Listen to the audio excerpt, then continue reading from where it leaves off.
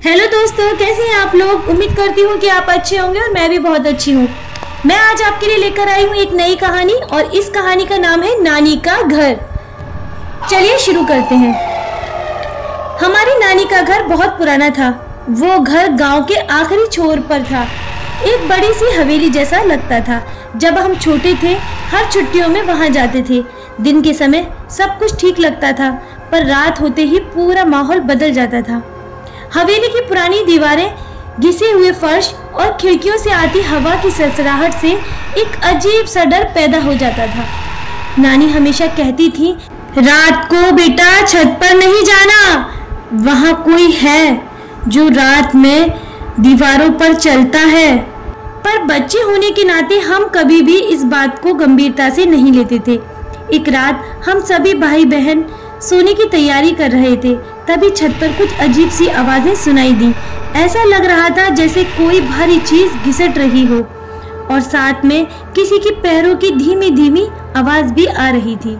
मैंने अपनी मौसी की बेटी मेरी बड़ी बहन से पूछा, क्या तुम्हें भी ये आवाज सुनाई दे रही है? उन्होंने चुपचाप सिर हिलाया और दोनों ने ही खिड़की की छत की ओर देखा। छत पर हलचल हो रही थी। धुंधली रोशनी में हमने देखा कि एक परछाई छत पर घूम रही थी। वो परछाई धीरे धीरे हमारी खिड़की के पास आ रही थी। हम दोनों का दिल तेजी से धड़कने लगा। नानी की वो चेतावनी याद आने लगी, छत पर मत जाना।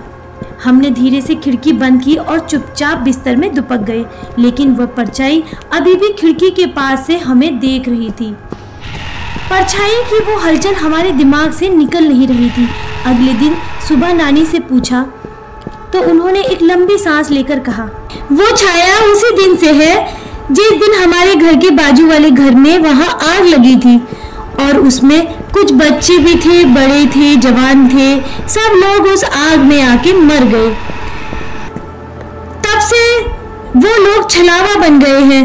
अब वो रात को घूमते हैं और अलग अलग रूप धारण कर लेते हैं। कभी बूढ़े बन जाते हैं, कभी बच्चे बन जाते हैं, कभी जवान बन जाते हैं, क्योंकि वह सबसे छल करते हैं, क्योंकि वह छलावा बन चुके हैं।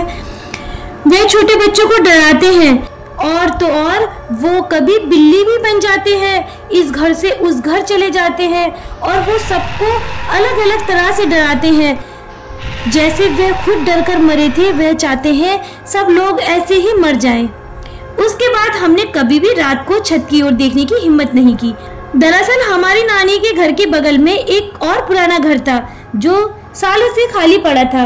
गांव के लोग उस घर के बारे में बहुत सी डरावनी कहानियां सुनाते थे। कहते थे कि वहां एक छलावे का साया है जो रात को उस घर में भटकता है और कभी कभी आसपास के घरों में भी आ जाता है। नानी ने हमें कभी भी उस घर के पास जाने की इजाजत नहीं दी थी, लेकिन एक दिन जब हमने उनसे इसके बारे में पूछा तो उन्होंने धीरे से एक खौफनाक सच बताया था। नानी ने ये भी कहा था कि उस घर में बहुत पहले एक परिवार रहता था, लेकिन अचानक एक रात कुछ ऐसा हुआ कि परिवार गायब हो गया और जलकर मर गया। तभी से वहाँ छलावे का साया मंडराने लगा। वो सब लोग एक छलावा बन गए थे। वो साया इतना भयानक था कि कभी कभी हमारे घर में भी आ जाता था। मैंने कई बार उसे दीवारों पर चलते हुए देखा है। उसका चेहरा इतना डरावना होता था कि देखने वाले की रूह भी कांप जाती थी। नानी ने बताया था कि छलावे की यह साया दीवारों पर बिना किसी आहट से भी चल सकता है, जैसे किसी ने उसे वहां से गुजरते हुए देखा ही न हो। उसकी हरकतें इतनी तेज होती थी कि वह अचानक से एक जगह से दूसरी जगह चला जाता था। हमारे नाना जो बहुत ही साहसी और धार्मिक इंसान थे, उन्होंने उस छलावे से निपटने का निश्चय किया। उन्होंने गांव में एक मशहूर बाबा से एक ताबीज मंगवाया। बाबा ने कहा था कि ये ताबीज छलावे के बुरे प्रभाव को खत्म कर देगा। एक रात जब छलावे का साया फिर से दीवारों पर मंडराने लगा, नाना ने ताबीज अपने हाथ में पकड़ा और छत की ओर बढ़े। जैसे ही छलावे ने उन्हें देखा, वो उनकी ओर तेजी से लपका, लेकिन नाना ने ताबीज को उसकी ओर दिखाया और जोर जोर से धुआंएं पड़ने लगे। छलावा एक पल के लिए ठिठक गया, लेकिन फिर और भी भयानक आवाजें निकालने लगा।